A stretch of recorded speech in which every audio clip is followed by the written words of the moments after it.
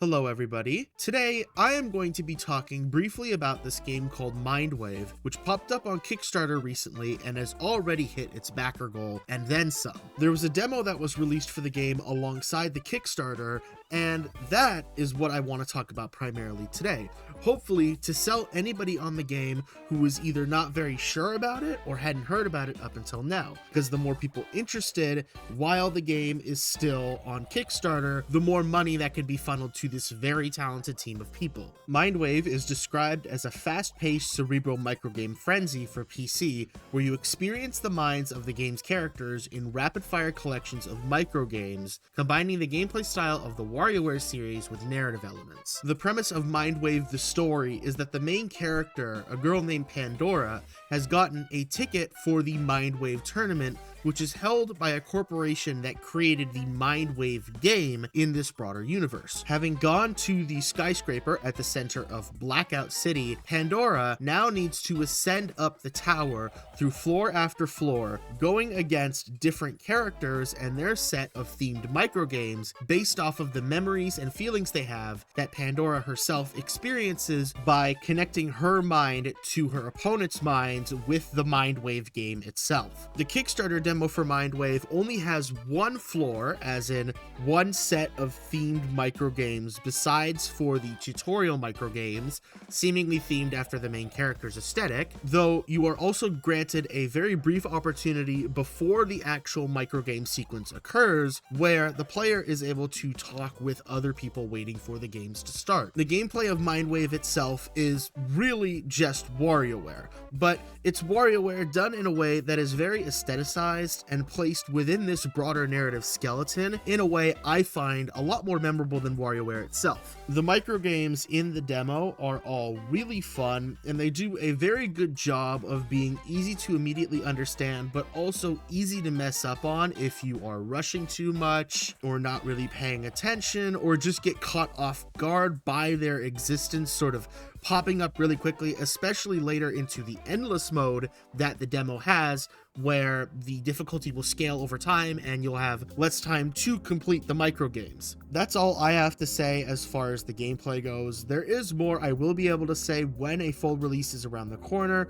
but currently all I can really say is I like WarioWare. Mindwave takes the ideas of WarioWare, executes them competently enough in its own way while also still being what I like about WarioWare, and that's it. I like WarioWare, and I know if you too like WarioWare, there's a very good chance you will enjoy the gameplay of Mindwave's Kickstarter demo. So the link to the Steam page for the demo will be in the description, as well as the link to the Kickstarter page if you feel like giving the developers some of your financial support. Now that I've provided a basic context for the gameplay of Mindwave itself, I really want to talk to you about some of the lore and narrative details that the demo does give us. So in the universe of the game Mindwave, the in-universe developers of the Mindwave game that exists in the game hold this $10 million tournament every year at their headquarters in the middle of Blackout City, which is where the game is set. Our main character Pandora got her ticket for the Mindwave game alongside a soda she purchased from a vending machine,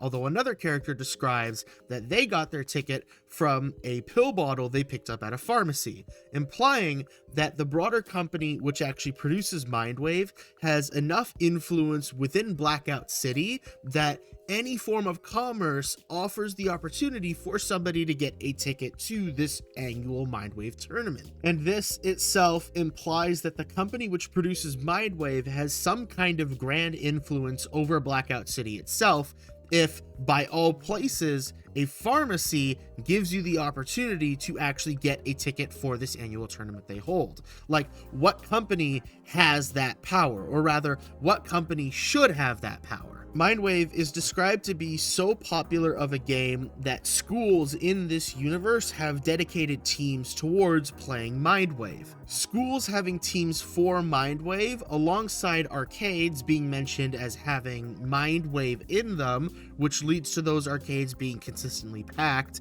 tells us that the actual Mindwave tournament is not the only way to play the Mindwave game. One of the characters you can speak to on floor 1, who is part of their school's team for Mindwave, mentions that there are side effects for playing the game.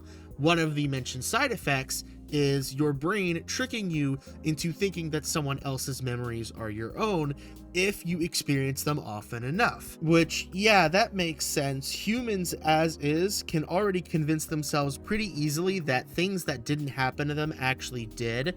So connecting your mind to someone else's mind and experiencing their memories often enough through like being on a team for this game with them would probably lead to, in some cases, you thinking that things that happen to someone else actually happen to you. Our main character Pandora is quite unusual as far as Mindwave goes, as when she talks to other players in the main story of the demo, we learn that the headaches she gets from playing the game are not very common at all. Similarly uncommon, seemingly, is Pandora's lack of desire to actually play this game, with the only time she played it before the main story resulting in her throwing up and passing out from the pain of the headaches the game gave her. The sort of computer or AI system which actually communicates with Pandora and gets her settled into the Mindwave tournament mentions that in order to start the game / confirm her entry, she needs to insert a cable into her neural port, to which we then see her take a cable, which looks like the jack of an amp, and plug it into the back of her neck. In the demo for Mindwave, we never see what the back of a character's neck looks like,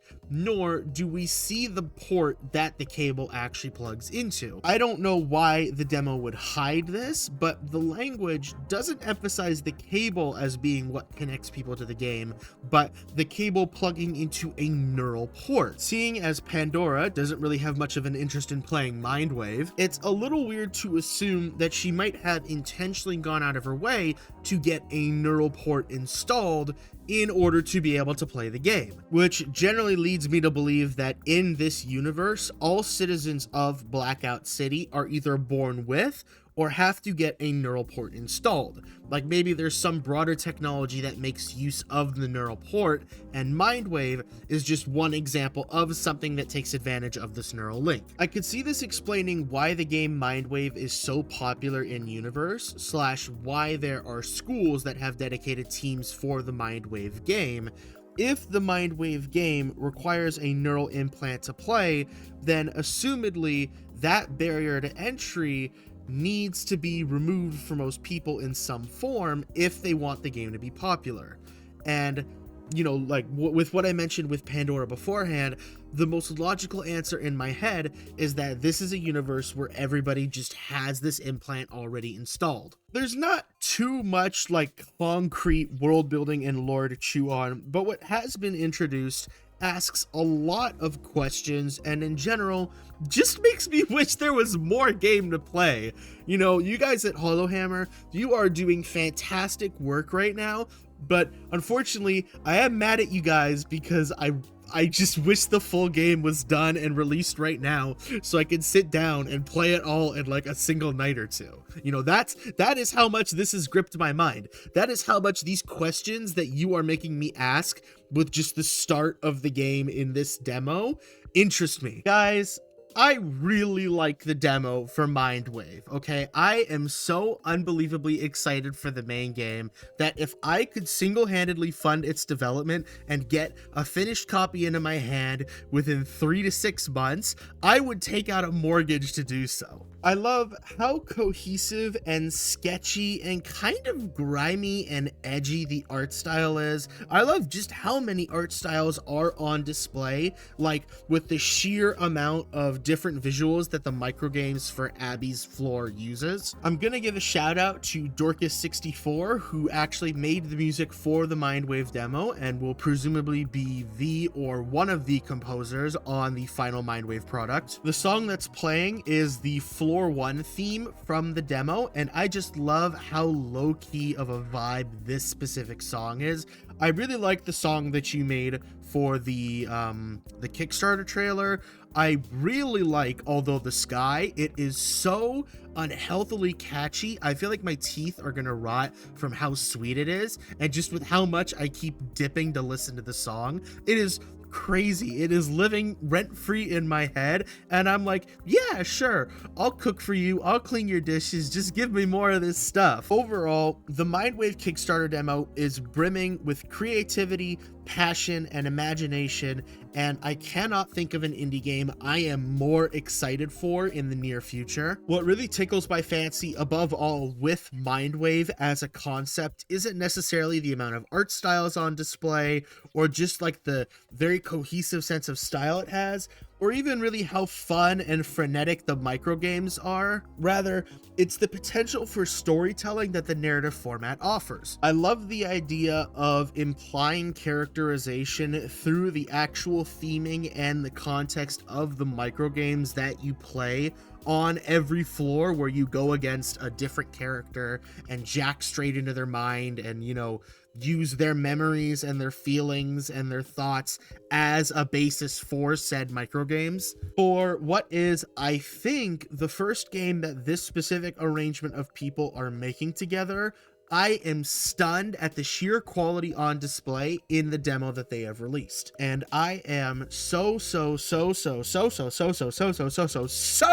excited to hear more from not just what this game has to offer in its continued development, but what these specific artists have to offer. You guys are making something fantastic, and I can't wait to see the way your voices manifest after this project is completed, / in the way that this project is completed. The final product of Mindwave, I have no doubt whatsoever, is gonna be absolutely fantastic, because already the demo that they've dropped is an incredibly fantastic hook, and it makes me desperately want more. And I can't get more now, but if I have to wait, I will be here. If Mindwave has one fan, I am its only fan. If Mindwave has no fans, I am dead.